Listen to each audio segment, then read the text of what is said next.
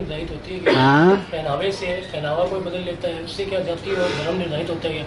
मानवता सबसे बड़ा धर्म नहीं होता है? हाँ, हमारे यहाँ भोजन भोजन का असर धर्म मन पे पड़ता है या नहीं? अच्छा, वस्त्र का नहीं पड़ता है क्या? वस्त्र से उसकी जाति और उसका अरे धर्म सुनो तो निर्धारित सही, वस्त्र भी हमारे यहाँ उस ढंग से निर्धारित किए गए जिससे शुद्धि का संपादन हो, मन पर अच्छा प्रभाव पड़े। मन को शुद्ध करने के लिए भोजन, वस्त्र, आवास, शिक्षा, स्वास्थ्य, यातायात, उत्सव, त्योहार, रक्षा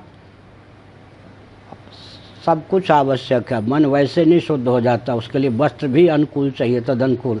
अच्छा, आप कहोगे कि हम तो एलएलबी हैं, वकील हैं, तो आपको कोर्ट में पहुंचने के लिए फिर कुछ बेस चाहिए या नहीं? वहाँ बेस का तिरस्कार कर सकते हैं। अच्छा, जज हैं तो जज वो अपने पोशाक में होंगे या नहीं? वहाँ तो आपको मालूम पड़ता है कि बेस की उपयोगिता है। तो भगवान के घर में जाते हैं पूजन कक्ष में, तो वहाँ बेस की आवश्यकता नहीं है क्या? अच्छा, गांधी जी की बात छोड़ दीजिए, वहाँ पार्लियामेंट में नियम था या नहीं? अंग्रेज़ों के यहाँ भी तो बेस तो सब जगह है, तो हम अपना बेस क्यों छोड़ें? पूजन के लिए भी सुन लीजिए, पाँव में फांस करके जो चीज़ पहनी जाए, अंडरवियर आदि, वो स्वभाव से अशुद्ध है, चाहे 10 बार रोज धो। और गले में फांस करके जो वस्त्र पहना जाए कमीज आदि, वो स्वभाव से अशुद्ध है, चाहे 10 बार।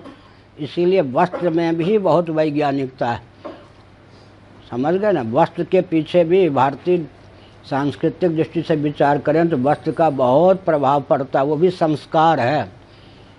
चोटी से क्या होगा, जनेब से क्या होगा, ये नहीं कह सकते, सबका प्रभाव पड़ता है। पावर हाउस को देखा है? पावर हाउस में कोई कह सकता है कि तारे सब सीधी होनी चाहिए, जगह जगह गांठें क्यों हैं?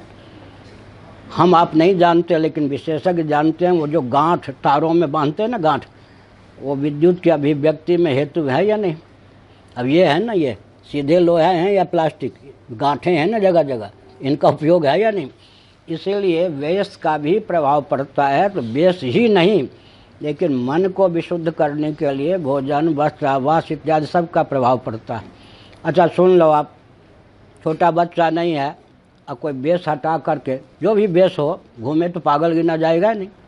इसका मतलब निर्वस्त्र व्यक्ति को देखकर और वस्त्रयुक्त व्यक्ति को देखकर अलग अलग भाव बनता है या नहीं? इसी प्रकार वस्त्र का भी प्रभाव मन को शुद्ध करने में पड़ता है। ये मन चंगा तो कठौती में गंगा, ये सब जो बातें कही गई ये बहुत प्रामाणिक नहीं है। ठीक है, मन को शुद्ध करने में उसका तात्पर्य है, परंतु खान पान का, वेशभूषा का असर नहीं पड़ता मन पर, ये नहीं कह सकते।